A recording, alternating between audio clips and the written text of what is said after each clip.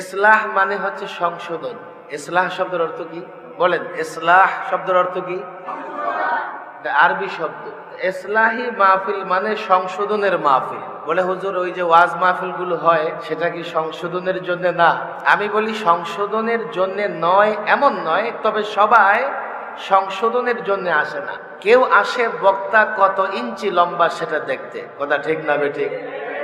কেউ আসে বক্তার সুরেলা কণ্ঠ শুনতে, বক্তা সুরের তরঙ্গে জাতিকে ভাসায়া দেয়। জাতির যুবকরা সুরের তরঙ্গে সুরের ঢেউয়ে ভাসতে বড় পছন্দ করে। কেউ বা কমেডিয়ান এন্টারটেনমেন্ট দেয়, আনন্দ দেয়, বিনোদন দেয়। তো জাতির যুবকরা সে আনন্দ বিনোদন নেওয়ার জন্য মাহফিলে এসে হাজার হাজারে জমায়েত হয়ে যায়। ইসলাহি মাহফিলে আসতে হবে সংশোধনের নিয়তে, সংশোধনের জন্য। এখন প্রশ্ন হতে পারে, হুজুর আমরা কি সংশোধন করব? আমরা দুটা জিনিস সংশোধন করব। প্রথমে সংশোধন করব ঈমান, এরপরে সংশোধন করব আমল। আমাদের ঈমানেও ত্রুটি আছে, আমলেও ত্রুটি আছে। আজকাল বড় মজার ব্যাপার হলো আমরা এটা নিয়ে বিলকুল চিন্তা করি না যে আমার ঈমান ত্রুটি মুক্ত কিনা, আমার ঈমান নির্ভেজাল কিনা, আমার ঈমান খাঁটি কিনা। মানুষ 10 টাকার জিনিস কিনলেও বারবার চিন্তা করে যে জিনিসটা খাঁটি কিনা। আপনি এমন এক ঈমান ধারণ করেছেন, কোনোভাবে সেই ঈমান নিয়ে যদি কবরে যান তাহলে সর্বনিম্ন যে জান্নাতটা পাবেন, এই জান্নাতটা এই দুনিয়ার কম পক্ষে 10টা দুনিয়ার সমান। এখন আপনার ঈমান আমার ঈমান খাঁটি না বেজাল জানার দরকার আছে না নাই? ঘরের সামান্য ট্যাপ রেকর্ডার নষ্ট হলে আমরা ঠিক করার চেষ্টা করি, মোবাইল নষ্ট হলে মোবাইলটাকে ঠিক করার চেষ্টা করি, কেননা এটাকে আমরা দামি মনে করি। আর যদি যুবকের টেলিভিশন নষ্ট হয়, এই যুবকের রাতে ঘুম আসে না, যতক্ষণ টেলিভিশন ঠিক না হয় টেলিভিশনের দোকানে গিয়ে পড়ে থাকে। ঈমানের মূল্য যদি বুঝি, এখন ঈমানকে মেরামত করা, সংশোধন করার দায়িত্ব আমরা নিতে প্রস্তুত হব। ঈমানের মূল্য যদি না বুঝি আমরা কিন্তু ঈমানের মেরামত করব না। ঈমানের সংশোধনের জন্য জানতে হবে আমার ঈমানের ত্রুটিটা কোন জায়গায়। আমল সংশোধন করবার জন্য আমাকে জানতে হবে আমার কোন আমলে কি ধরনের সমস্যা আছে। আগে যদি আমি সমস্যাগুলোই না জানি, কোনোদিন আমি সমাধানের চেষ্টা করব না। এক ব্যক্তি ডায়াবেটিসের রোগী, ডায়াবেটিস ধরা না পড়লে ইচ্ছে মতো মিষ্টি খায়, যতগুলো জিনিস ডায়াবেটিস বাড়াতে পারে সবগুলো তার মধ্যে থাকে। কাল যদি সে জানতে পারে তার ডায়াবেটিস আছে, তাও অতিমাত্রায়, দেখবেন সে কতটা সতর্ক হয়ে যায়। তার সব জায়গায় রুটিন চলে আসবে। রুটিনের বাইরে খাবে না, দাবে না, রুটিনের বাইরে ঘুমাবে না, চলবেও না। আমার আপনার ঈমানে ত্রুটিগুলো আগে চিহ্নিত করতে হবে, ঈমানকে সংশোধন করতে হবে। 2, আমার আপনার আমলগুলোকেও ত্রুটিগুলো চিহ্নিত করে সংশোধন করতে হবে। ঈমান এবং আমল যেই মাহফিলে সরাসরি ঈমান এবং আমলের সংশোধন নিয়ে কথা বলা হয় সেটাই হচ্ছে ইসলাহি মাহফিল। মাঠে ময়দানে ঈমান আমল নিয়ে কথা বলা হয়, সামান্যই বলা হয়, তবে ঈমান আমলের চাইতে ফজিলত নিয়ে বেশি কথা বলা হয়। একটা হচ্ছে বিল্ডিং এর স্ট্রাকচার, ফাউন্ডেশন নিয়ে কাজ করা, আরেকটা হচ্ছে বিল্ডিং এর ডিজাইন নিয়ে কাজ করা। বিল্ডিং যদি জায়গা মতো দাঁড়িয়ে থাকে, নানান ডিজাইন আপনি করতে পারবেন। বিল্ডিং এ যদি ত্রুটি থাকে, যত ডিজাইনই আপনি করেন না কেন, বিল্ডিং টিকবে না, তো সব শেষ হয়ে যাবে। আমি জানি না আপনারা আমার কতক্ষণ আলোচনা শুনবেন, এরপরেও 1 ঘন্টা সময় কি আপনারা আমাকে দেবেন? আপনাদের কোনো কষ্ট হবে না তো? আমি কিছু মৌলিক বিষয় নিয়ে কথা বলবো। বিশেষ করে মাওলানা এখানে বসে আছেন, অনেক কাজ করেন, ফাআল ব্যক্তি একজন। সারা দেশে বাবু সালাম নামে অনেক প্রতিষ্ঠান করেছেন। আজকেও আমাকে বলেছেন ঢাকায় ঠিক ইন্টারন্যাশনাল এয়ারপোর্টের সামনে একটা মাদ্রাসা আছে। এই মাদ্রাসার পরিচালক প্রিন্সিপাল, ওখান থেকে যে সমস্ত ছেলেরা ফারেক হয়, সারা বাংলাদেশে সেখানে ছেলেরা পড়াশোনা করে। মাওলানা আজকে এই অঞ্চলে যারা বাবু সালামের ফারেক, তাদেরকে একত্রিত করে ছোট্ট একটা গাইডলাইন দিয়েছেন, রূপরেখা দিয়েছেন।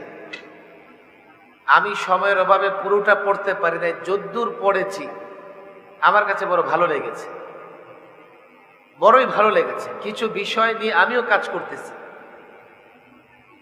আমি মৌলিক বিষয় নিয়ে দেবিদ্বারে এখনো আমার কথা বলার সুযোগ হয় নাই, তবে আপনাদের পার্শ্ববর্তী মুরাদনগরে আমি মৌলিক বিষয় নিয়ে কথা বলেছি। সেখানে কথা বলেছি, আমি মনে করি দেবিদ্বারে আপনাদের সামনেও ঈমান আমলের মৌলিক বিষয় নিয়ে কিছু কথা বলা দরকার। তবে এই কথাগুলো খুব বেশি একটা মজা লাগবে এমন না। আর আমি বক্তাও একটু ভিন্ন টাইপের। পৃথিবীতে নানা রকমের ডাক্তার আছে, আছে না নাই? হোমিও আছে, অ্যালোপ্যাথিক আছে, আবার অনেকে হাকিমি চিকিৎসাও করে, ইউনানি দাওয়াখানা আছে।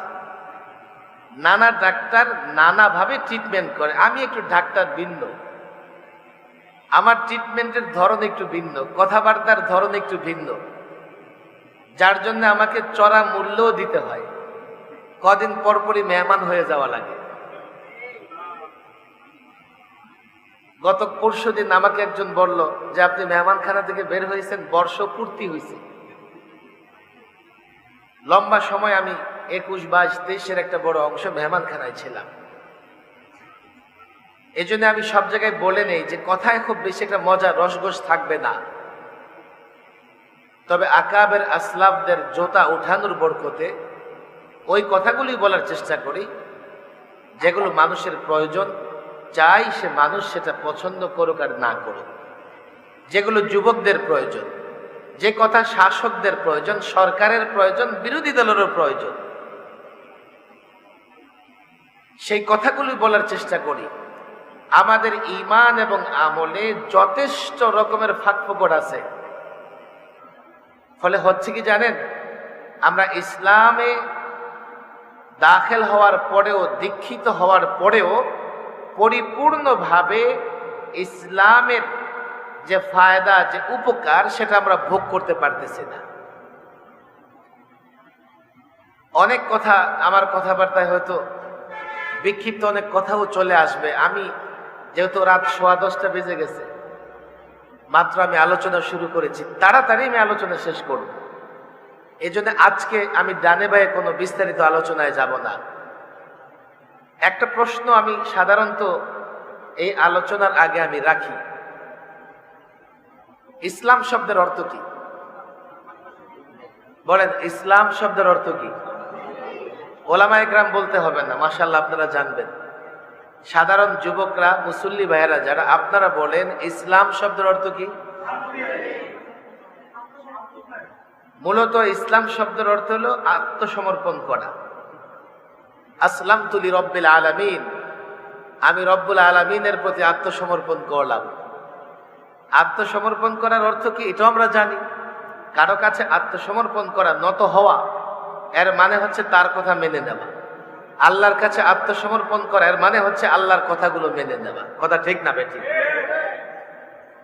তো হুজুর, আমরা তো জানি ইসলাম মানে শান্তি, আপনি বলতেছেন আত্মসমর্পণ করা। হ্যাঁ, ইসলাম মানে শান্তি আমরা এজন্যই বলি, কেউ যদি আত্মসমর্পণ করে আল্লাহর কাছে, অর্থাৎ আল্লাহর কথাগুলো মেনে নেয়, তো সে শান্তিতে থাকবে, দুনিয়াতেও শান্তিতে থাকবে, আখিরাতেও শান্তিতে থাকবে। এই জন্যই বলা হয় ইসলাম মানে শান্তি।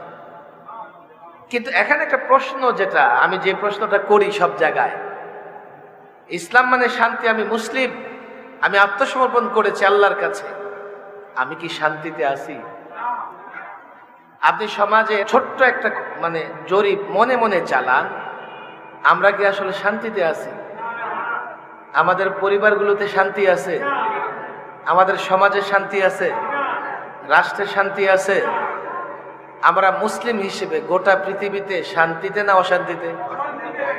আমাদের রক্ত এখন পানির দামে বিক্রি হয়, বন্যার পানির মতো আমাদের রক্তের সয়লাভ বইতেছে গোটা পৃথিবীতে। কথা ঠিক না? আমরা শান্তিতে কোথায়? দেখেন, আমি জানি না আপনারা মুসলিম পরিবারগুলোর কতটা খবর রাখেন।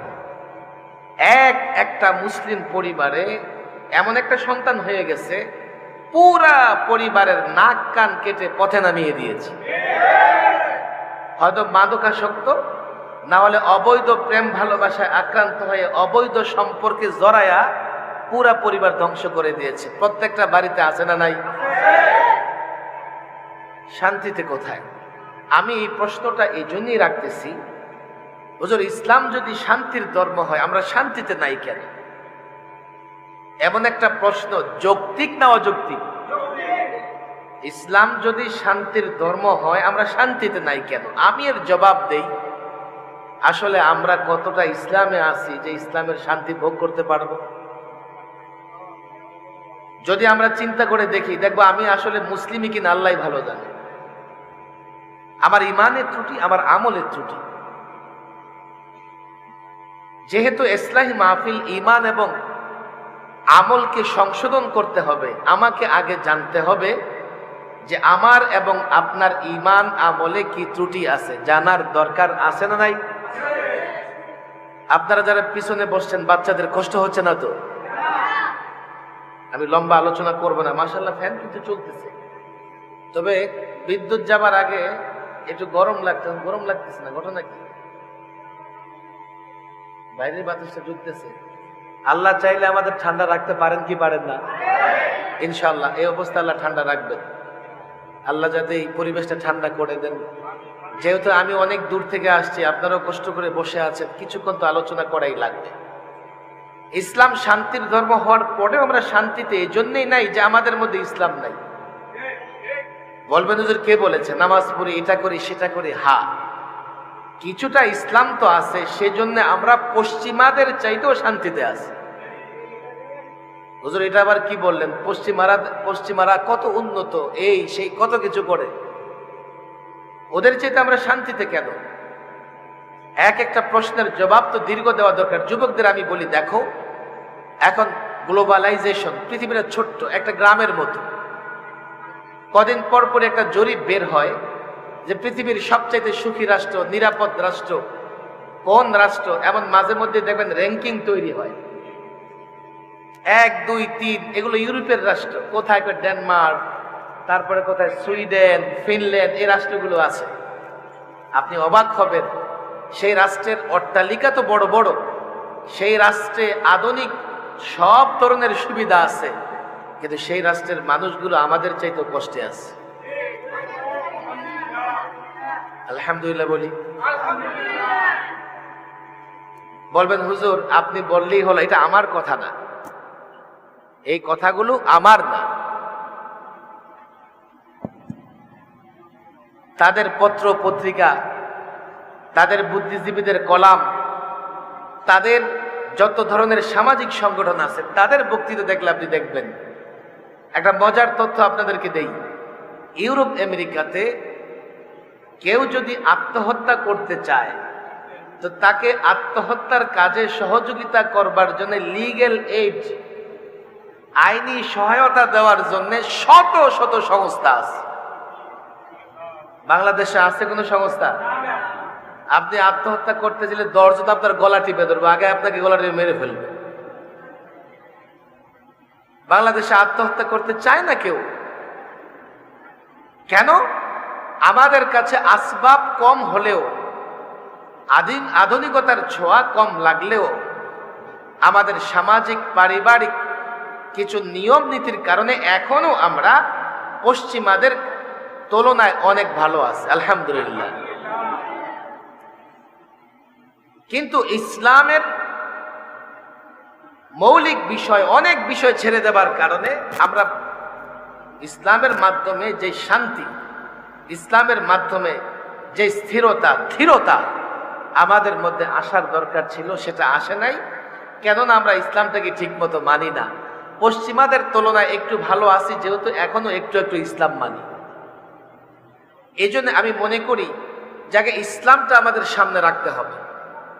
আমার দিকে তাকান, পরে ছুটলে কিন্তু হবে না। আমি কিন্তু ইসলাহি তালিম, এটা ওয়াজ না, ওয়াজ করে দেবো, বাড়ি গিয়ে ভুলে যাবেন। প্রশ্ন করবো, উত্তরও কিন্তু দিতে হবে। আমার ভেতরে কি ত্রুটি আছে সেটা আমি তখনই জানতে পারবো ইসলামটা যখন আমার সামনে থাকবে। আমি যখন বুঝবো এটা ইসলাম, এটা ঈমান, এটা ইসলাম, এটা ইসলাম, এটা ইসলাম, এই সবগুলো জিনিসের নাম প্যাকেজ কমপ্লিট ইসলাম, তখন আমি দেখবো আর এটা কি আমার মধ্যে আছে না, এটা তো নাই, এটা কি আছে, এটা নাই, এটা আছে নাই, এটা আছে নাই, এটা আছে আংশিক, এটা আছে সামান্য। তখনই আমি বলতে পারবো আমি কতটা মুসলিম। তখনই আমার কাছে উত্তর বুঝে আসবে কেন আমি শান্তিতে নাই। আমাদের মুসলমান এখন জানি না যে ইসলাম কি কি বিষয়ের নাম ইসলাম, যার জন্য সামান্য একটু ইসলাম নিয়ে সে শান্তিতে থাকতে চায়। আমি প্রায় একটা এক্সাম্পল দিই।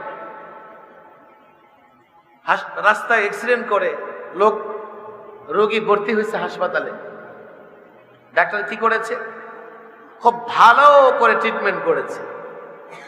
রোগীর পায়ে আঘাত, কোমরে আঘাত, পেটে আঘাত, হাতে আঘাত, অ্যাক্সিডেন্ট রোগী যা হয়, মাথায় আঘাত। হাসপাতালে যাওয়ার পরে ডাক্তার তার পায়ে যে আঘাত আছে এটাকে ভালো করে ওয়াশ করে ট্রিটমেন্ট করে ব্যান্ডেজ করে দিয়েছে। তার পেটে আঘাত, হাতে আঘাত, মাথায় আঘাত সেদিকে খেয়াল করে নাই। এই রোগী সুস্থ না অসুস্থ? হ্যাঁ, সে সাময়িক একটু আরাম তো পাবে, কেননা পায়ে তার একটু চিকিৎসা হয়েছে, কিন্তু এই ট্রিটমেন্টে সে পরিপূর্ণ সুস্থ হতে পারবে না। এই ট্রিটমেন্টের যে ফায়দা সেটা পরিপূর্ণ সে অনুভব করতে পারবে না। আংশিক ইসলাম দিয়ে কোনোদিন আপনি শান্তি পাবেন না। আংশিক ইসলাম দিয়ে আমি ছাত্রদের, আলেম ওলামাদের প্রায় বলি, সমাজ সংস্কার করতে চাও, রাষ্ট্র সংস্কার করতে চাও, পরিবারের শান্তি আনতে চাও, সামাজিক শান্তি আনতে চাও, কোনোদিন সম্ভব নয়।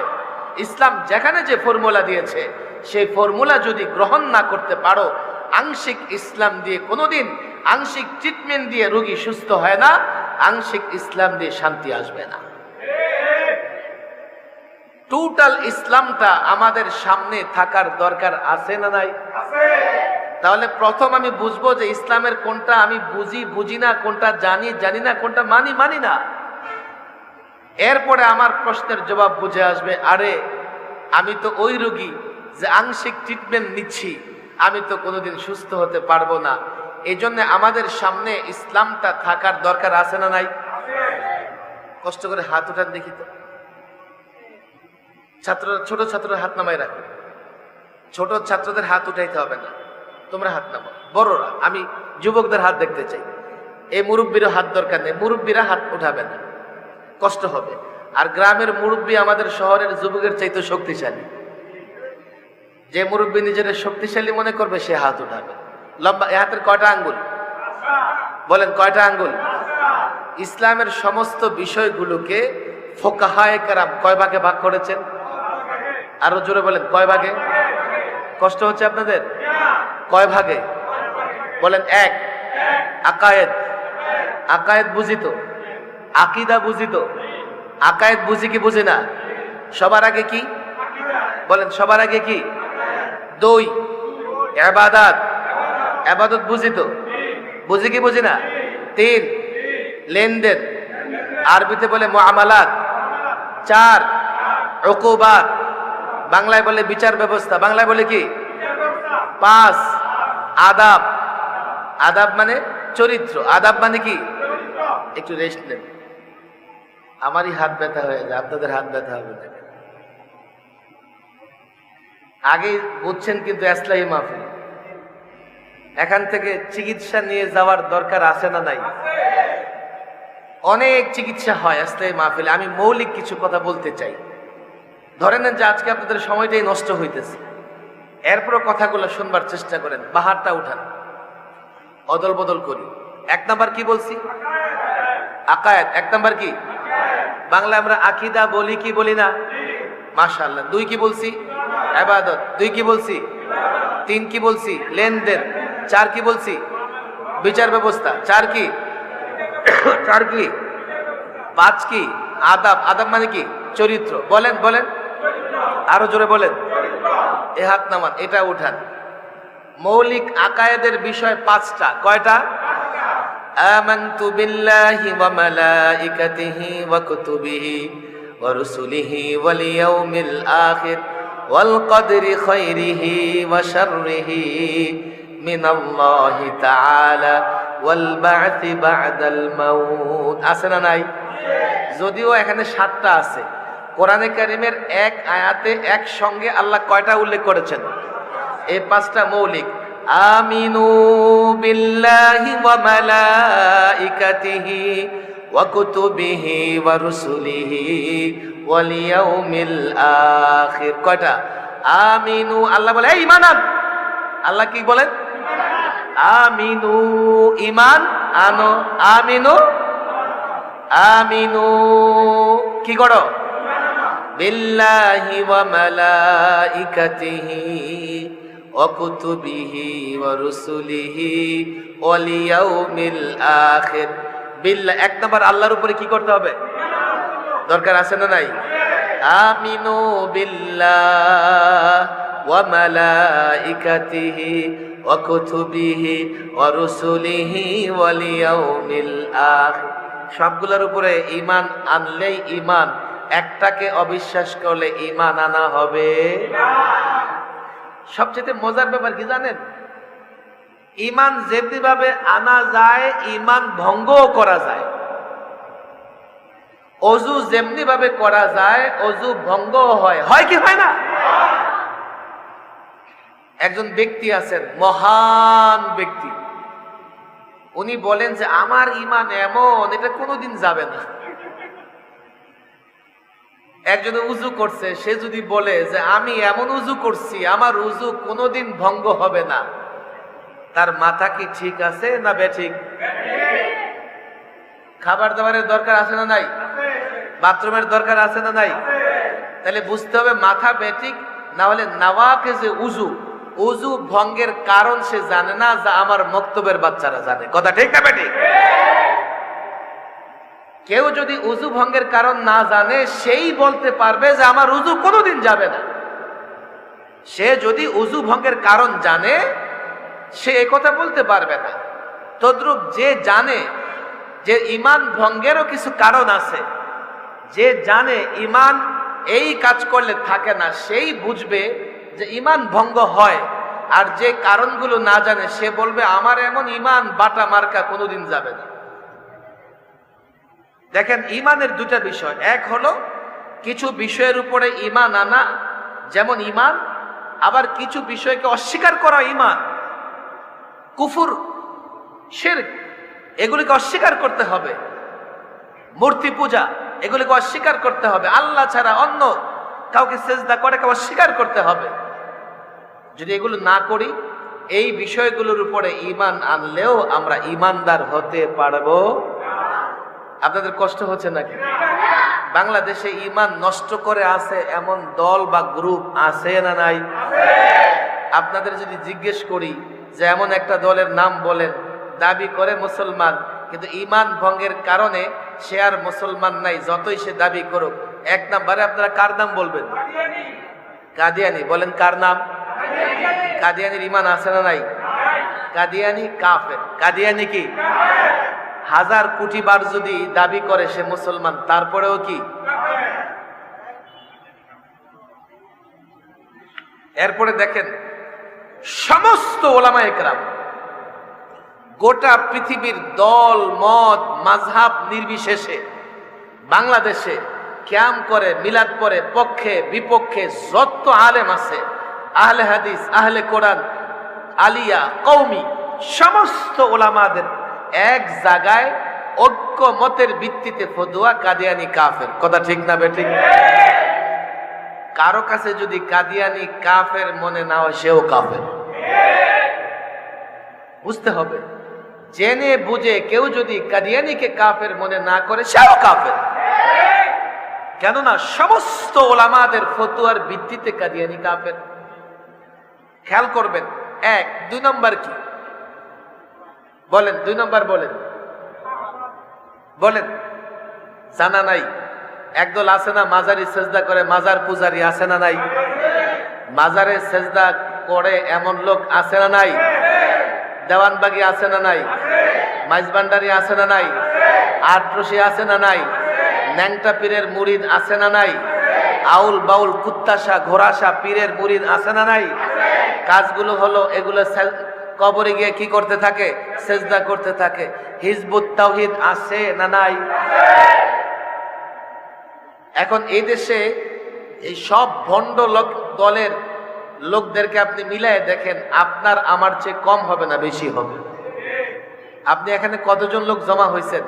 এখানে যদি একজন ফাইটার যাই টাইপের কাউকে ডাইকে আইনা মাজার গাঞ্জা আর মদের জন্য ওপেন করে দেওয়া হইতো, তো এই দেবিদ্বারের অন্তত 10,000 যুবক চলে আসতো। ঈমান আনতে হবে কিছু বিষয়ের উপরে, আবার কিছু বিষয়কে অস্বীকারও করতে হবে।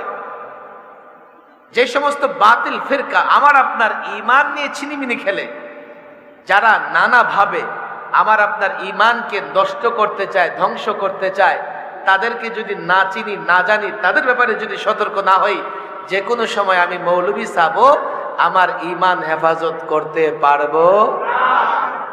আমি এগুলো নিয়ে কথা বলবো না, এগুলো আপনারা জানেন। দুইটা ফিতনার কথা বলে যাই, যেই দুই ফিতনা ঈমান ধ্বংস করে, কিন্তু আমরা জানি না। যেই দুই ফিতনা ঈমান ধ্বংস করে সে সম্পর্কে আমরা সচেতন না। যে দুই ফিতনাকে অনেকে সওয়াবের নিয়তে গ্রহণ করে, অথচ এই ফিতনা চূড়ান্তভাবে ঈমান ধ্বংস করে। এক, আমার দিকে তাকান, আমার দিকে তাকান। এক হচ্ছে বস্তুবাদ। বলেন কি বাদ? আমি ইংলিশ শিক্ষিত যারা আছেন তাদের বলেন বস্তুবাদ। বস্তু বস্তু। দুই, সেকুলারিজম। এক বস্তুবাদ, দুই বস্তুবাদ বুঝেন? নিজের ভেতরে বস্তুর প্রেম এতটা লালন করা, একটা সময় সে সৃষ্টিকর্তাকে ভুলে গিয়ে বস্তুকেই সব মনে করে, বস্তুর জন্য ঈমান আনে, বস্তুর জন্য ঈমান ছাড়ে, বস্তুর জন্য আল্লাহ আল্লাহ রসুলের বিরুদ্ধে কথা বলতেও দ্বিধা করে না। সে হচ্ছে বস্তুবাদী বেঈমান। কথা ঠিক না বেটা? আপনারা অবাক হবেন, বলবেন হুজুর এটা তো জানি না, পৃথিবীতে যত ভণ্ড মুশরিক বেঈমান সংগঠন আছে সবার পেছনে কাজ করে বস্তুবাদ। মূলত বস্তুর জন্যেই এই বাতিল ফেরকা বাতিল মতবাদকে সে আপন করে, আর বাতিল মতবাদ জাতির সামনে দাওয়াতের মাধ্যমে প্রচারের মাধ্যমে পেশ করতে থাকে। তাহলে বস্তুবাদ কত বড় ফিতনা! আলেম ওলামারা যারা আছেন দেখেন, যার ভেতরে বস্তুর এতটা প্রেম হয় যে বস্তুকে কেন্দ্র করে ঘুরতে থাকে, বস্তু ছাড়া অন্য কিছু বুঝে না। হুজুর বস্তু কি জিনিস? টাকা, পয়সা, পদের লোভ, ক্ষমতার লোভ, এগুলো সব বস্তু। বস্তু, এই বস্তুর প্রেম, বস্তুর প্রেম যার ভিতরে ঢুকবে, সে যেখানেই বসে থাকুক না কেন, ইসলাম, ঈমান, আল্লাহ, রসুল এগুলোর কোনো মূল্য থাকবে না। সে বস্তুর জন্য সমস্ত অবৈধ কাজ করতে পারবে। কথা ঠিক না বেটে? আজকে আমি এটার বিস্তারিত আলোচনা করব না। আমি জানি আপনারা কিছুটা হলে বুঝতেছেন। সেকুলারিজম, ধর্ম নিরপেক্ষতা মতবাদ, বাংলাদেশে এটার ব্যাখ্যা করা হয় যে আমার ধর্ম আমি, আপনার ধর্ম আপনি। তাহলে সেকুলারিজম শব্দ কেন লাগবে? ইসলামের যে স্ট্যান্ড, অবস্থান, সেটা হচ্ছে ইসলাম কাউকে জোর করে মুসলমান বানায় না। লা ইকরাহা ফিদ্দীন। ইসলাম যেহেতু কাউকে জোর করে মুসলমান বানায় না, তুমি ইসলামের কথা বলো কেন? ইসলামই নিরাপত্তা দিয়েছে অন্য ধর্মের লোকেরা ইসলামী রাষ্ট্রেও তার ধর্মকর্ম পালন করতে পারবে। তাহলে সেকুলারিজমের দরকার কি? আসলে সেকুলারিজম মানে এই নয় আমরা যা ব্যাখ্যা করি।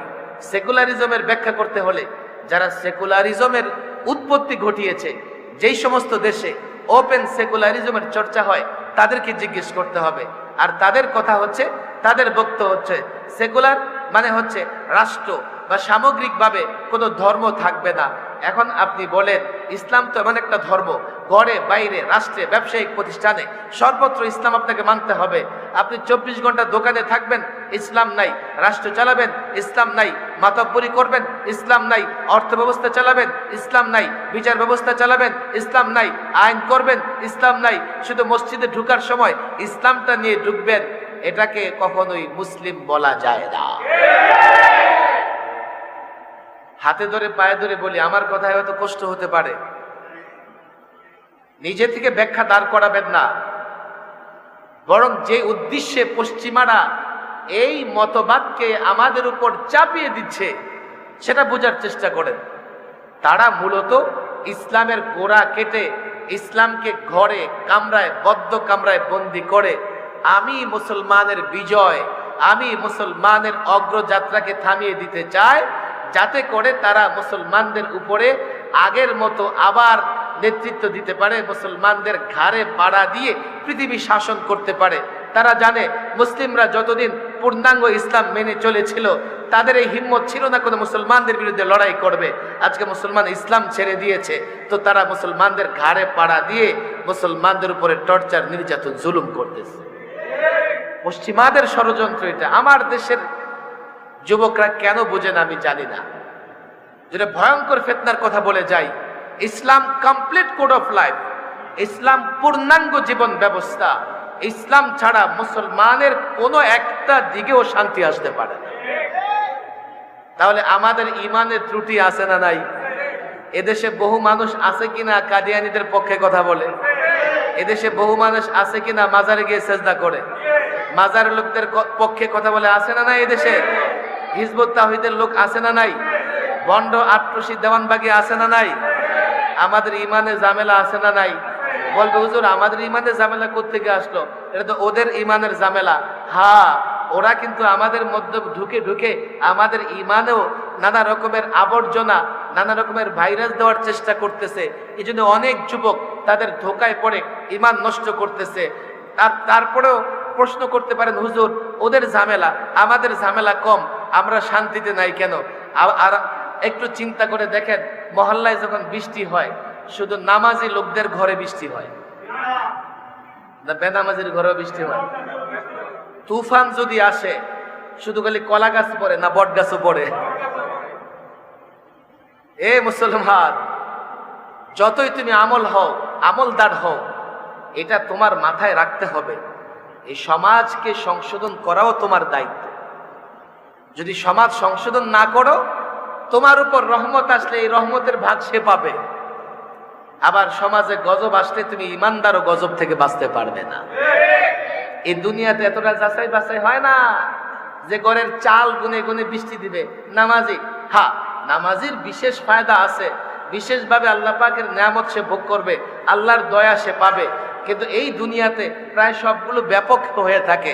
এই ব্যাপকে ইমানদার আল্লাহর গজব থেকে বাঁচতে পারে না, আবার বেঈমানও আল্লাহর নিয়ামত দ্বারা উপকৃত হয়। সামাজিকভাবে এটা আমাদের দায়িত্ব। কথা একটাতে লম্বা হয়ে যাচ্ছে। তো আমাদের আকীদায়, এই সমাজের লোকদের ভিতরে আকীদায় ঝামেলা আছে না নাই? আমরা তো এতটুকু বুঝছি ঝামেলা আছে। আমাদের ঈমানকে বিশুদ্ধ করার দরকার আছে না নাই? এরপরে ইসলামের বাকি চারটা আমল, বাকি চারটা কি বলেন? দুই নম্বর কি বলছিলাম? ইবাদত। বলেন ইবাদত, আরো জোরে। ইবাদত মৌলিকভাবে 5 প্রকার। কয় প্রকার? হাত উঠান। কয় প্রকার? বলেন নামাজ, রোজা, হজ, যাকাত, জিহাদ। নামাজ, রোজা, হজ, যাকাত, জিহাদ। আরো জোরে। নামাজ, রোজা, হজ, যাকাত, জিহাদ। মৌলিক ইবাদত কয়টা? বলেন কয়টা? এই ইবাদতে আমাদের ত্রুটি আছে না নাই? হাত নামান। বাংলাদেশের মানুষ আর যাই হোক, সবাই একটু নামাজের খেয়াল রাখে কি রাখে না? আচ্ছা, আপনার মহল্লায় 200 লোক থাকলে মসজিদে উপস্থিত হয় কয়জন? 5 জন 10 জন। কয়জন? আচ্ছা, 200 লোকের মধ্যে আমি ধরলাম 20 জন উপস্থিত হয়, তাহলে 10 ভাগ উপস্থিত, 90 ভাগ আসে নাই। তাহলে বোঝা গেল এই সমাজে নামাজের মতো গুরুত্বপূর্ণ একটা ইবাদত 10 ভাগ আদায় করে, 90 ভাগ আদায় করে। আমলে ত্রুটি আছে না নাই? বলবেন হুজুর আমি 5 ওয়াক্ত পড়ি। আরে আপনার 5 ওয়াক্ত পড়লেই শুধু হবে? যারা পড়ে না ওদেরকে মসজিদে আনতে হবে। নামাজ হচ্ছে আকিমুস সালাহ, নামাজ কায়েম করো। নামাজ কেমনে কায়েম করবে? আমাদের পোড়া কপাল, আমাদের দুর্ভাগ্য। নামাজ কায়েম করবার জন্য রাষ্ট্রের আইন দরকার ছিল। নামাজ কায়েম করবার জন্য আজকে সঙ্গীত না গাইলে রাষ্ট্রের লোকেরা কথা বলে, সঙ্গীত কেন গাইলা না? আজকে কবিতা আবৃত্তি না করলে রাষ্ট্রের লোকেরা কথা বলে, কবিতা আবৃত্তি কেন করলে না? আজকে পতাকা না উঠাইলে রাষ্ট্রের লোকেরা কথা বলে, পতাকা কেন উঠাও না? আজকে এটা না করলে, সেটা না করলে রাষ্ট্র এই কথা বলে না, নামাজ কেন পড়ো না? নামাজ ফরজ, সর্বপ্রথম আল্লাহর কাছে হিসাব দিতে হবে। এই কথা তারা বলে না কেন জানেন? একটা ভূত তাদের মাথায় আছে, তারা সেকুলার। তারা কেন ধর্মের কথা বলবে? ধর্মের জন্য মানুষ নিজ থেকে যা করে তা করবে না। একটা মুসলিম শাসক কখনো এমন হতে পারে না, সে যেমনি ভাবে লোকদেরকে রাষ্ট্রের নিরাপত্তার, রাষ্ট্রের শৃঙ্খলার, রাষ্ট্রের উন্নতির জন্য কথা বলবে, মানুষের ঈমান আকীদা আমল বিশুদ্ধ করবার জন্যও মুসলিম রাষ্ট্রের শাসকদের কথা বলতে হবে। আকিমুসসালাহ বলেছেন, চারো ইমাম, চার মাযহাবের চারো ইমাম একমত তারেকে সলা, যে নামাজ ছাড়বে তারে শাস্তি দিতে হবে। বাংলাদেশে নামাজ ছাড়লে খুব শাস্তি হয়। আমাদের দ্বারা কি নামাজটাও ঠিক মতো পড়া হইতেছে? আমাদের দ্বারা কি নামাজ কায়েম হইতেছে? বাকিগুলো আমি আজকে নাই বললাম। রোজা, হাট্টা কাট্টা যুবক এক একটা বডি বিল্ডার টাইপের রোজা রাখে না, আছে না নাই? হজ, এদেশের মানুষ যদি যাদের পয়সা আছে হজ করার এরাদা করত, তো ইন্দোনেশিয়ার মতো আজকে ফর্ম ফিল আপ করলে 50 বছর পরে সিরিয়াল পাইত। অথচ বাংলাদেশে হজের কোটা পূর্ণ হয় না। এখানে অবশ্য ঝামেলা আছে, পার্শ্ববর্তী দেশে হজ করতে যা লাগে আমার দেশে ডবল লাগে।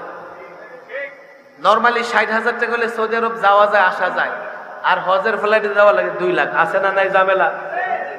ধর্ম পছন্দ হয় না, কিন্তু ধর্ম নিয়ে তো ব্যবসা করতে ভালোই লাগে। হজটাকে বানাইছে ব্যবসার হাতিয়ার। হজ করো না ব্যবসা করো, কেন 2 লক্ষ টাকা দিতে হবে? ভর্তুকি দাও। বঙ্গবন্ধুর কথা বলে বঙ্গবন্ধু ভর্তুকি দিছে, তো তোমরা যদি তার যোগ্য উত্তরসূরি হও, তোমরা কেন ভর্তুকি দাও না? আর অন্তত ভর্তুকি না দাও, হাজিদের পকেট কেটে বিমানের বেঈমান কর্মচারীরা তাদের দুর্নীতির ভর্তুকি দিবে, সেটাকে বন্ধ করো। সেটাও তো বন্ধ করতে পারো না। সারা বছর দুর্নীতি করে আর হাজিদের পকেট কেটে ওই দুর্নীতির ভর্তুকি দেয়। আল্লাহ মাফ করুন, কথা আমি সেদিকে যাব না। আমাদের আমলে ত্রুটি আছে না নাই? নামাজ তো কায়েমই হয় না, 2-4-5 জন আদায় করে। রমাদানের রোজা মাশাআল্লাহ, এটা তো দেখা যায় না কে রাখে না রাখে। আমি এটা ধরে নিলাম এটা 100 ভাগই রাখে। হজ, হজ দেখছেন কি অবস্থা? একদল হজ করে না, আরেক দল আবার হজ নিয়ে ব্যবসা করে। এরপরে জাকাত, মুসলমান যুবক, মুসলিমরা যদি জাকাত দিত, IMF, ওয়ার্ল্ড ব্যাংক বৎসরে যত টাকা ঋণ দেয় মুসলমানদের উপরে, তার চাইতে বেশি জাকাত ফরজ হতো। আর এই মুসলমানরা নিয়মিত জাকাত দিলে মুসলিম রাষ্ট্রে একজন গরিব দূরবীন দিয়েও খুঁজে পাওয়া যেত না। আমাদের নামাজে ত্রুটি, রোজায় আছে, আমাদের জাকাতে, হজে, জিহাদ, জিহাদকে একদল জঙ্গিবাদ বলে কাফের হয়ে যাইতেছে, আবার আরেক দল আছে জিহাদের নামে বাড়াবাড়িও করতেছে। আজকে যখন মায়ানমার ইস্যুতে আমাদের উপরে জিহাদ ফরজ, আমরা তখন রোহিঙ্গাদেরকে আশ্রয় দিয়েছি, ভালো কাজ করেছি, এতটুকু করে মনে করতেছি আদায় হয়ে গেছে। আবার এখন আশঙ্কা করতেছি পার্বত্য এলাকাকে খ্রিস্টান রাষ্ট্র বানানো হবে। আর আজকে তোমরা আশঙ্কা করো, 30 বৎসর যাবৎ আলেমরা বলে আসতেছে পার্বত্য চট্টগ্রাম নিয়ে ইহুদি নাসারারা ষড়যন্ত্র করতেছে, তখন তোমাদের বুঝে আসে নাই। আজকে তোমাদের বুঝে আসতেছে, আলেমরা 30 বৎসর ধরে বলে যাচ্ছে হিন্দুত্ববাদ বাংলাদেশে, হিন্দুত্ববাদ প্রতিষ্ঠার জন্য ষড়যন্ত্র করতেছে, তোমাদের বুঝে আসে না। এক সময় বুঝে আসবে, তখন তোমাদের কিছুই করার থাকবে না। আলেমরা দেশের জন্য, ইসলামের জন্য এই কথা বলে। আমাদের ইবাদতে ত্রুটি আছে না নাই? ইসলামের শান্তি আমরা কেমনে ভোগ করব? ইসলামের শান্তি আমরা কেমনে ভোগ করব? 1 আকায়েদ, 1 নাম্বার কি? 2 ইবাদত, 3 মুআমালাত, লেনদেন। বলেন কি? ইসলামের লেনদেন আছে না নাই? আমরা ইসলামের লেনদেন মানি কি মানি না? মানি, কিন্তু আমলে রূপান্তরিত করি। বলেন 4 নাম্বার বিচার ব্যবস্থা। 4 নাম্বার ইসলামের বিচার ব্যবস্থা আছে না নাই? ফরজ, ফরজ কি বলেন? ইসলামের বিচার ব্যবস্থা কি? এটা তো আমাদের মুসলমান যুবক জানেই না। নামাজের কথা বলি আমাকে বাহবা দেয়, আমি যখন বিচার ব্যবস্থার কথা বলি বলে হুজুর আপনি রাজনীতি করেন। আমি রাজনীতি করব কেন? তুমি ইসলাম মানো না? ইসলাম দেখো কোরআনে কারিমে বিচার ব্যবস্থা সম্পর্কে স্পষ্ট আয়াতগুলো অন্তত আলেমদের কাছ থেকে জেনে নাও না। আমাকে বকা দেওয়ার আগে কোরআন তো খোলো, বাংলা কোরআন খোলো, দেখো না, আলেমদের সঙ্গে পরামর্শ করো। আলেমদের ভালো লাগে না, নিজে ইসলামিক ফাউন্ডেশনে যাও, একটা কোরআনে কারিমের বাংলা অনুবাদ খুলে দেখো কোরআনে কারিম বিচার ব্যবস্থা নিয়ে কি বলেছে। وَمَنْ لَمْ يَحْكُمْ بِمَا أَنزَلَ اللَّهُ فَأُولَئِكَ هُمُ الْكَافِرُونَ। আল্লাহর বিধান অনুযায়ী বিচার করবা না তো তুমি কাফের। যদি মানো যে আল্লাহর বিচার ব্যবস্থার বিধান আছে, মেনে যদি সেই ব্যবস্থায় বিচার না করো, ফাসিক জালেম। বলবেন হুজুর আমরা কি বিচার করি? আমরা কোনোদিন কাফের হব না, আমরা তো বিচারক না, আমরা সাধারণ মানুষ। ফালা ওয়া রাব্বিক লা ইউমিনুনা হাত্তা ইউহাক্কিমুকা ফীমা শাজারা বাইনাহুম। ফালা ওয়া রাব্বিক, উলামায়ে কেরাম বুঝে গেছেন। ফালা ওয়া রাব্বিক লা ইউমিনুনা হাত্তা ইউহাক্কিমুকা ফীমা শাজারা বাইনাহুম। না না, আপনার রবের কসম, আপনার রবের কসম, আপনার রবের কসম, কোনদিন মুমিন হতে পারবে না সেই ব্যক্তি যে ব্যক্তি আপনি রসুলকে বিচারক না মানে। হযরত ওমর মুনাফিকের গর্দান উড়াই দিয়েছে, রাসূলুল্লাহকে বিচারক মানে নাই মুনাফিক। বলবেন হুজুর দেখেন আপনারা তো আমার কথা শুনতেছেন, আমি আবার টেলিভিশনে বিতর্ক করি মাঝে মধ্যে নাস্তিকদের সঙ্গে। তারা হলে কি বলতে জানেন? এই সাগর সাহেব, এই যুগে ১৫০০ বছর আগে বিচার ব্যবস্থা চলে না। এমন কথা বললে বলা নাস্তিক দেশে আছে না নাই? আমি তাদেরকে বলি তোমরা আসো, আলেমদের সঙ্গে বসো। তোমরা যদি প্রচলিত বিচার ব্যবস্থার পক্ষে একটা প্রমাণ দিতে পারো, আলেমরা ইসলামের বিচার ব্যবস্থার পক্ষে ১০০০ প্রমাণ দিতে পারবে। তোমরা যদি প্রচলিত বিচার ব্যবস্থার পক্ষে একটা যুক্তি দিতে পারো, একজন আলেম ইসলামের বিচার ব্যবস্থার পক্ষে কমপক্ষে ১০০০ যুক্তি দিতে পারবে। রাখো না, দুটো কম্পেয়ার করো। তুমি মুসলিম যুবক তো কম্পেয়ার করো, বুঝার চেষ্টা করো। এগুলো আলোচনা, আমি যদি এগুলোর এক্সাম্পল উদাহরণ দিতে থাকি ফজর পর্যন্ত দিতে পারবো। প্রচলিত আইন, এই আইনের শাস্তি, ইসলামী আইন, ইসলামী আইনের শাস্তি, প্রচলিত আইনের শাস্তি যে হয়, এই শাস্তির মাধ্যমে অপরাধ দমন হয় কিনা, আর ইসলামী আইনের শাস্তি দিলে অপরাধ কতটা দমন হয়। আপনি চুরি থেকে খুন পর্যন্ত, হত্যা পর্যন্ত এক একটা অপরাধ সামনে রাখেন, এই অপরাধের ইসলামী শাস্তি, এই অপরাধের প্রচলিত শাস্তি, দুটা সামনে রাখেন। আল্লাহর কসম করে বলি, আপনিই বুঝবেন ইসলামের শাস্তি, ইসলামের শাস্তির বিধানগুলো কতটা আমাদের জন্য কল্যাণকর। একদল আমরা এটা গুরুত্বই মনে করি না যে বিচার ব্যবস্থা নিয়েও কি আমাকে কথা বলতে হবে, এটাও কি ফরজ?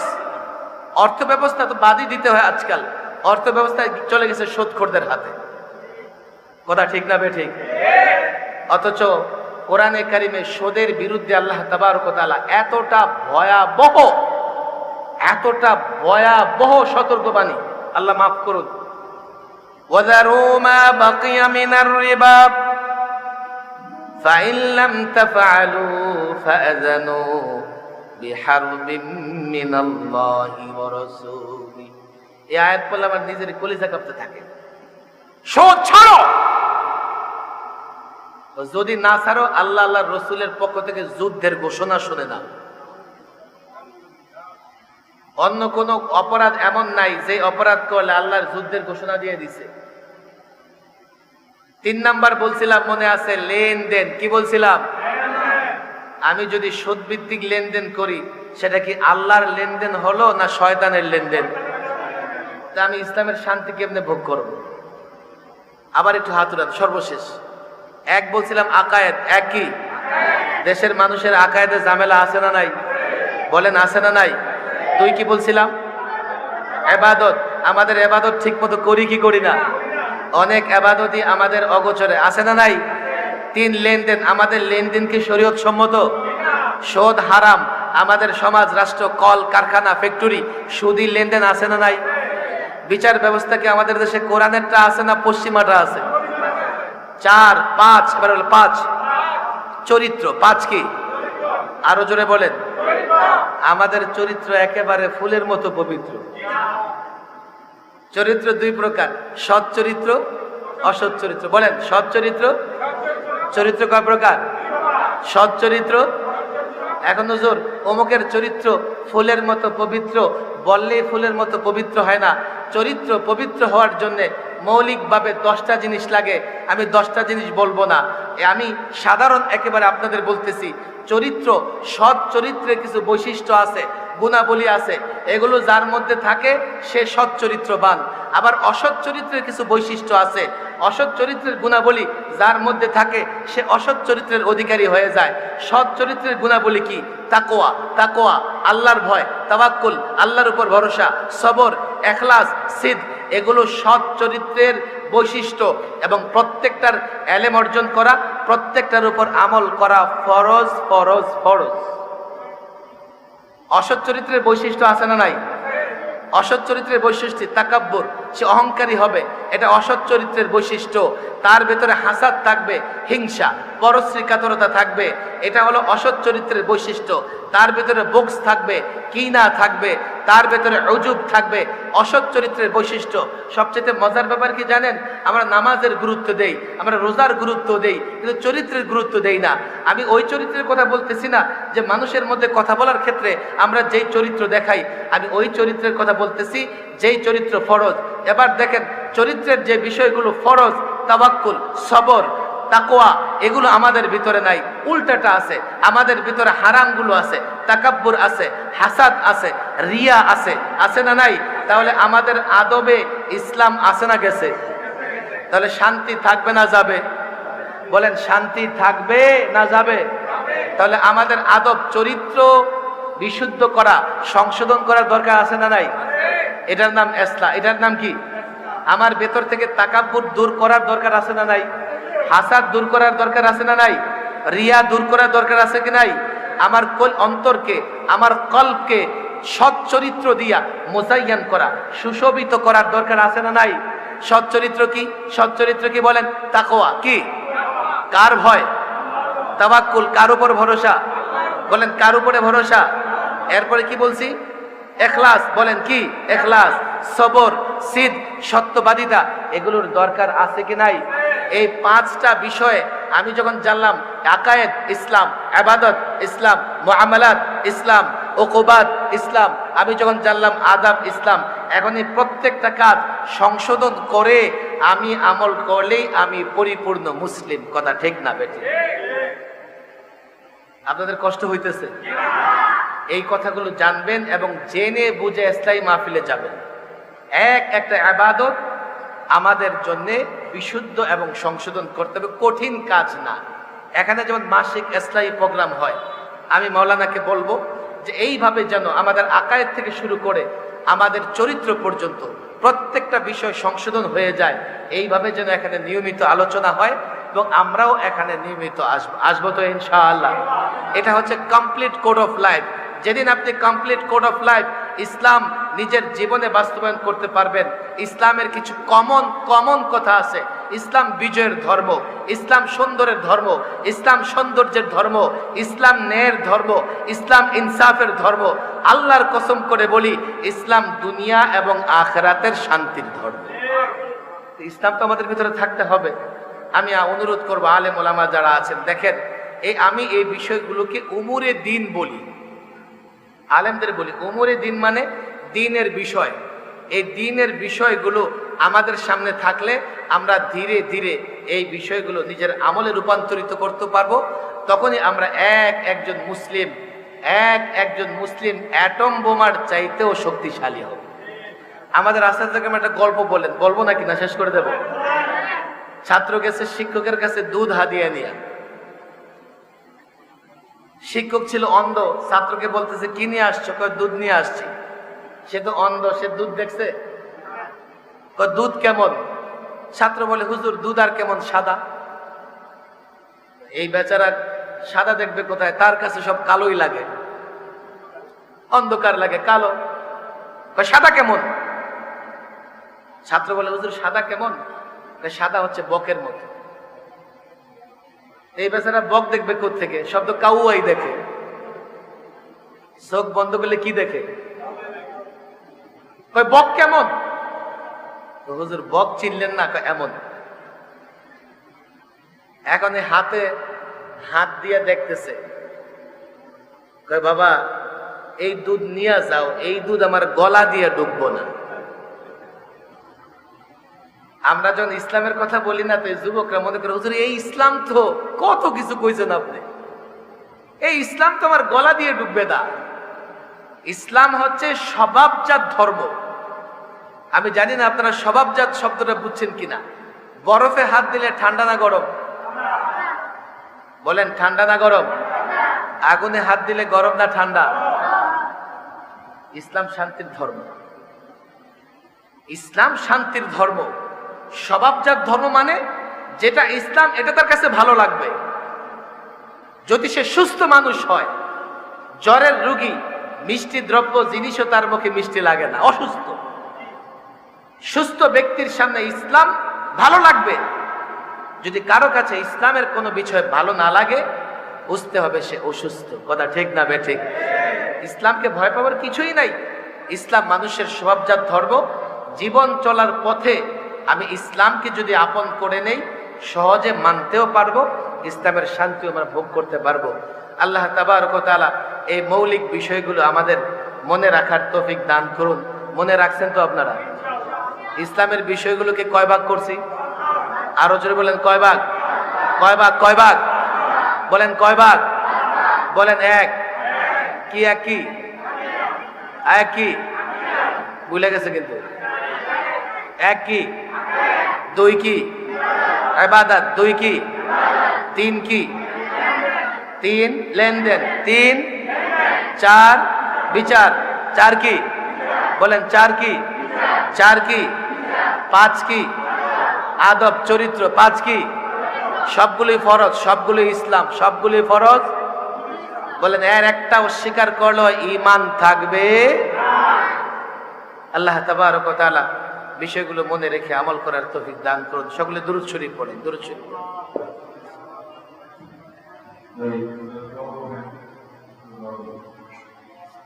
আমাদের পরিবেশে আগে ওখানে আসছে, আজকেও পুরো আসার কথা, তারপরেও আসলে বলতে যাবেন শরীরের চেক আপের জন্য বিমান নিয়েছি, আজকে ঢাকা গেছি। বিকালও মনে হচ্ছে যেগুলো আসবেন, হসপিটালে ডাক্তারের মাথা চেক আপ, উনি আস্তে আস্তে অনেক রাত হয়ে গেছে। ৮টার সময় ওখানে হুজুরের ডাক্তার পেয়েছি। এখন ওখান থেকে আসছে আমার কাছে কষ্ট ডাক্তার ঘুরে দেবো, এই জন্য আসতে পারেন নাই, সেটা ওষুধ দেওয়া আসবে। বাকি আমাদের সবার আমাদের শরীর হিসেবে আমরা আজকে মধ্যে পড়াশোনা আমরা খুশি দিতে পারি ইনশাআল্লাহ।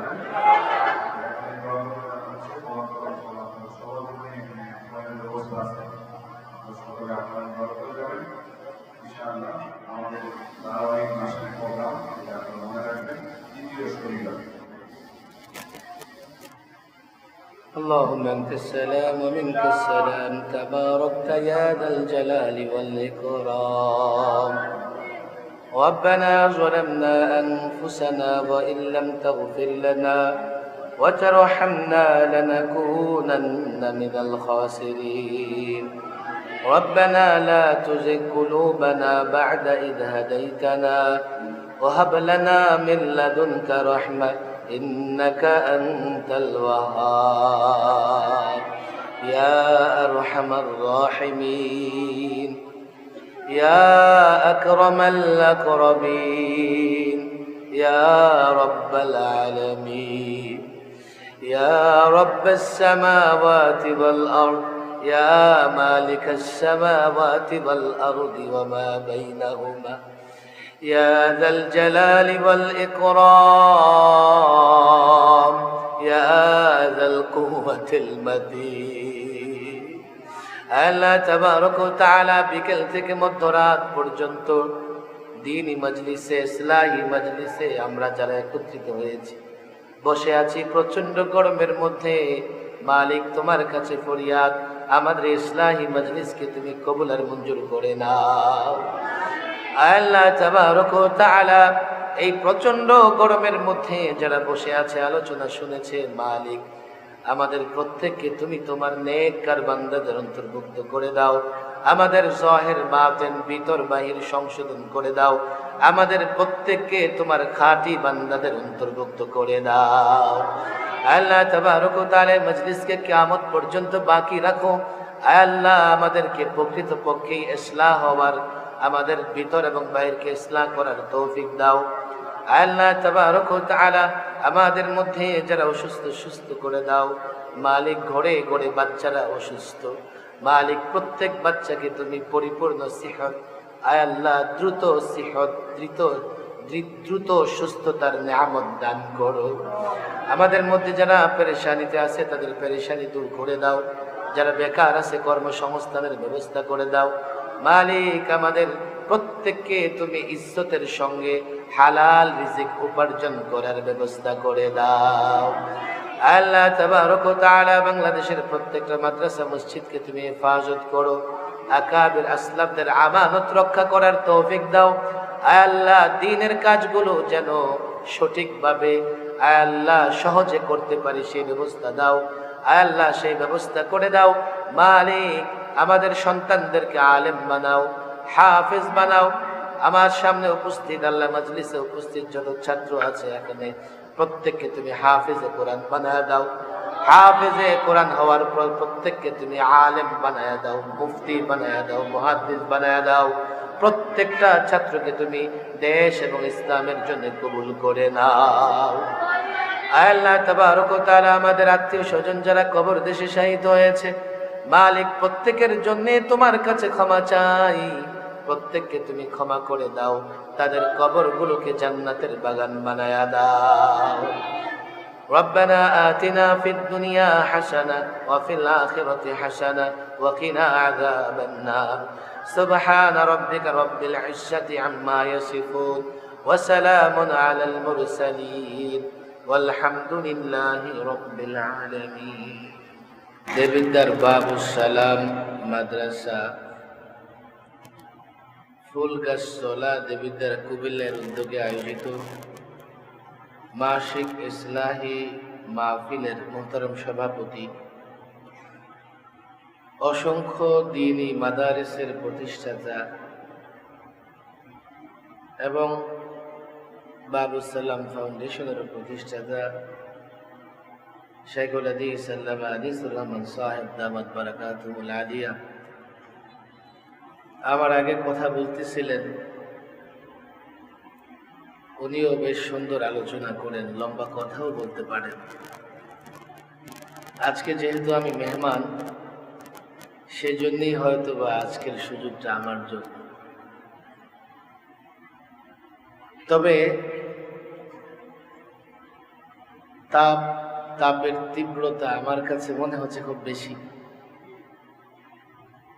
আপনাদের কষ্ট হচ্ছে, কোনোভাবেই আলোচনা দীর্ঘায়িত করা যাবে না। দীর্ঘায়িত করলে আপনাদের কষ্ট আরো বেড়ে যাবে। তাছাড়া এখানে ছোট্ট ছোট্ট ছাত্ররাও আছে যারা বসে আছে। তোমরা যারা মাদ্রাসার ছাত্র, ছোট ছোট যারা আছে, তোমাদের কি বসে থাকতে কষ্ট হচ্ছে? আরো 1 ঘন্টা বসবা তো ইনশাআল্লাহ? কারো কষ্ট হচ্ছে না? কখন থেকে বসে আছো? মাগরিবের পর থেকে না আসরের পর থেকে? এতক্ষণে তো কষ্ট হওয়ার কথা। কষ্ট হলেও 1 ঘন্টা চুপচাপ বসবো ইনশাআল্লাহ। বসবো তো ইনশাআল্লাহ? কারণ হচ্ছে তাদের আসলে ওয়াজ বুঝে আসার কথা নয়, কিংবা ইসলাহি মাহফিল, এই ছেলেরা আর কিছুই বুঝবে না। তবে সামনে থেকে মাথা ঘোরাঘুরি করলে আলোচনা করতেও সমস্যা হবে, আলোচনা শুনতেও সমস্যা হবে। তবে এই যে প্রচন্ড গরম দেখতেছেন না, ওদের কিন্তু ওদের দেহে হিট বেশি, বাচ্চাদের গরম লাগে বেশি, নিজেদেরও গরম লাগতেছে, পরিস্থিতিও গরম করে ফেলছে। তারপরেও তোমরা যেহেতু বলেছো ধৈর্য সহকারে বসবে, এই জন্য তোমরা থাকো। না হয় সাধারণত ইসলাহি মাহফিলে বসলে আমি বাচ্চাদেরকে পেছনে দিয়ে দিই। বাচ্চারা পেছনে থাকলে না, এখন থাক, ওরা আমার দিকে তাকাই আছে। মাহফিল ইসলাহি মাহফিল, ইসলাহি মাহফিল এবং সাধারণ মাহফিলের মধ্যে পার্থক্য আছে না নাই? মৌলিকভাবে দুইটা পার্থক্য। এক, ইসলাহি মাহফিলের আলোচনা সাধারণ মাহফিলের আলোচনা এক নয়। দুই, ইসলাহি মাহফিলের শ্রোতা আর সাধারণ মাহফিলের শ্রোতাও এক নয়। এই যে আমাদের মাওলানা নুরুল ইসলাম অলিপুরি সাহেব হুজুরের নাম দিয়ে এদিকে কোনো মাহফিল আয়োজন করলে হাজার হাজার লোক হয়ে যেত। যেহেতু নামের পাশে লেখা আছে, প্রোগ্রামের ঘোষণায় বলা আছে যে ইসলাহি মাহফিল, অনেক মানুষ মনে করতেছে এখানে আমার যাওয়ার দরকার নেই, এখানে কেন যাব? বক্তার আলোচনার মধ্যেও পার্থক্য আছে, শ্রোতার মধ্যেও পার্থক্য আছে। এই জন্য বক্তা যখন ইসলাহি মাহফিলে আলোচনা করেন, তার আলোচনার ধরন হয় একরকম, ওপেন আউটডোরে প্রকাশ্যে কোনো জায়গায় যখন বয়ান করেন তার আলোচনার ধরন হয় একরকম। শ্রোতা ভিন্ন তো বয়ানও ভিন্ন। তবে ইসলাহি মাহফিলগুলো সাধারণ মাহফিলের চাইতে গুরুত্ব বেশি রাখে। বলবেন কেন? শুধু ইসলাহ এই শব্দটা বুঝলে আমরা বুঝে যাব যে সাধারণ মাহফিলের চাইতে ইসলাহি মাহফিলের গুরুত্ব কেন বেশি।